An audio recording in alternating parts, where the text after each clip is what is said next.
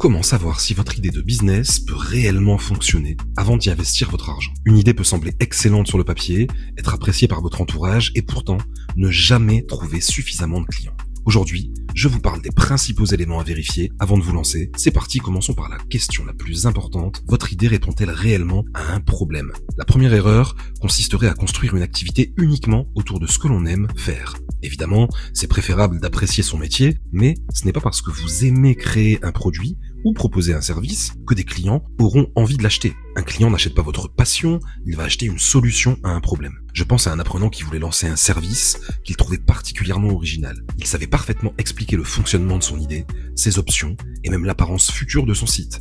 Je lui ai posé une question très simple. Quel problème concret cela résout-il pour le client? Il n'a pas réellement su répondre.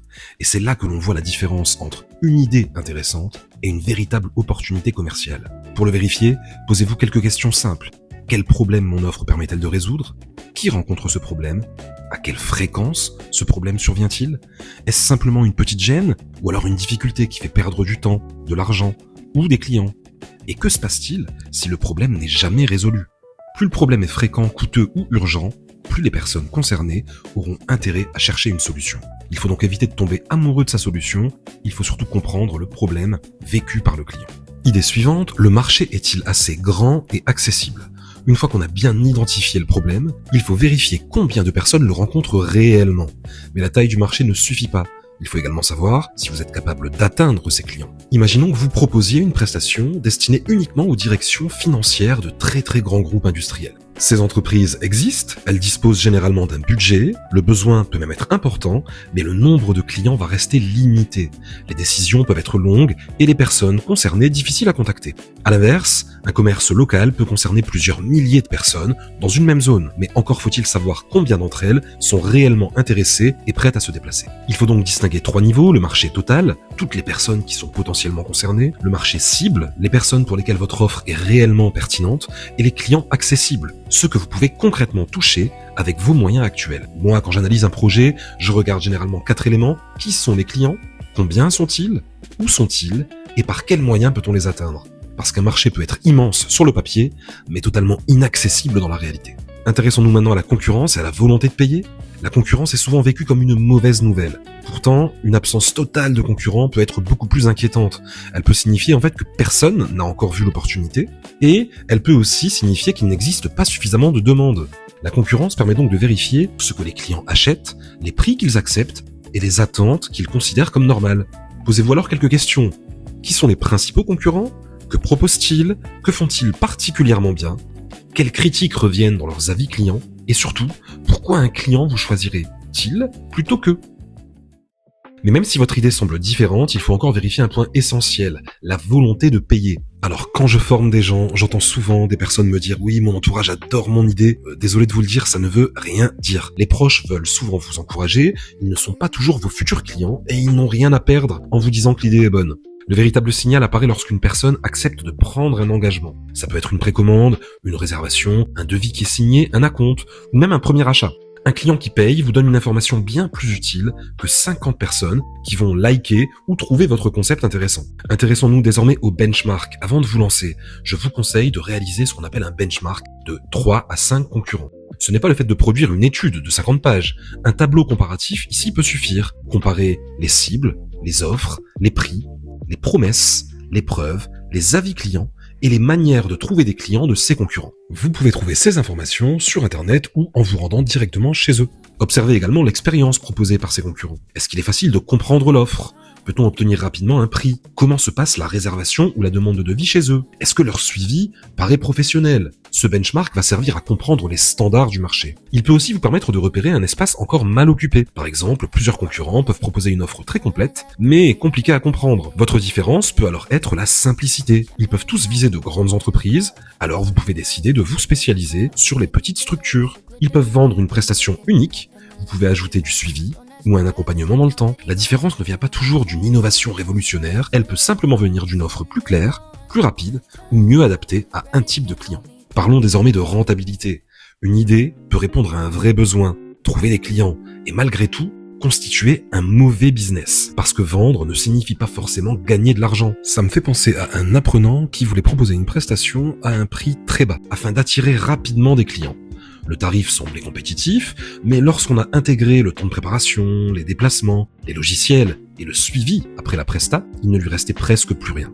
Il aurait travaillé beaucoup pour gagner très peu. Il faut donc calculer 4 éléments simples dans cet aspect rentabilité. Évidemment, le prix de vente, les coûts, la marge et le bénéfice réel. Dans les coûts, pensez évidemment aux matières premières ou aux achats nécessaires, mais aussi au temps passé, à la publicité, aux commissions, aux logiciels, aux déplacements, aux frais bancaires et aux éventuels retours. Il faut ensuite calculer combien de ventes sont nécessaires chaque mois pour couvrir toutes les charges. C'est ce qu'on appelle le seuil de rentabilité. Ce calcul peut parfois révéler qu'un projet intéressant commercialement est très difficile à rendre viable. Il vaut mieux le découvrir avant le lancement. Et puis on a aussi ce qu'on appelle le prix acceptable par le marché. Parce que le prix ne va pas dépendre uniquement de ce que vous souhaitez gagner vous. Il dépend surtout de ce que les clients sont réellement prêts à payer. Pour l'estimer, commencez par observer les prix déjà pratiqués par les concurrents. Regardez ensuite les différences entre les offres les moins chères et les offres premium. Qu'est-ce qui justifie l'écart ? La qualité, la rapidité, peut-être leur marque, leur niveau de personnalisation. Écoutez également la manière dont les clients parlent des prix.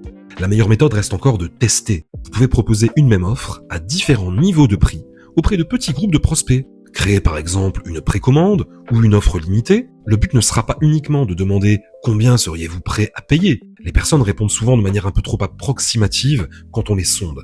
Ce serait plutôt d'observer ce qu'elles font lorsqu'un prix réel leur est présenté.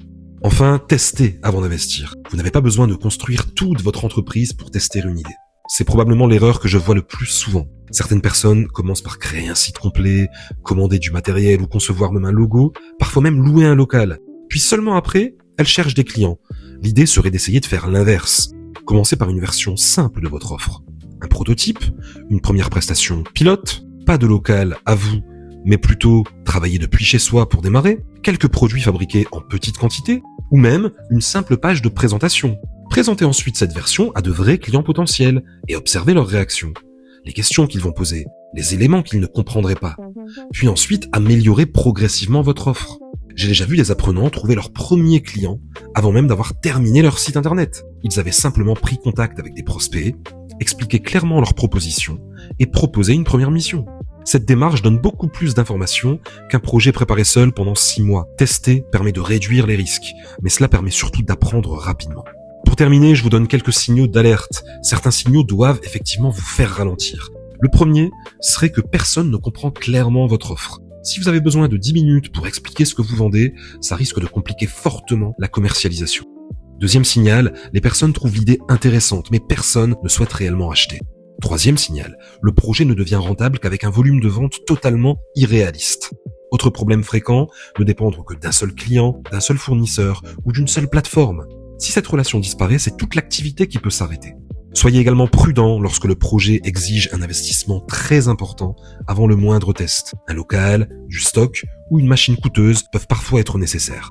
Mais plus l'investissement initial est lourd, plus les preuves de demande doivent être solides. Enfin, observez les retours du marché. Si les mêmes objections reviennent en permanence, il faut les prendre au sérieux. Ralentir ne signifie pas forcément abandonner. Cela peut tout simplement vouloir dire reformuler l'offre, ajuster, revoir votre stratégie, réduire les coûts ou changer de cible avant de tester à nouveau. Pour aller plus loin, vous pouvez retrouver mes livres consacrés au business, au management et à l'intelligence artificielle. Et si vous souhaitez obtenir une analyse adaptée à votre projet, je propose également une étude de marché personnalisée portant notamment sur votre clientèle, votre concurrence et la rentabilité potentielle de votre idée. Toutes les infos sont disponibles sur mbconsulting-formation.fr.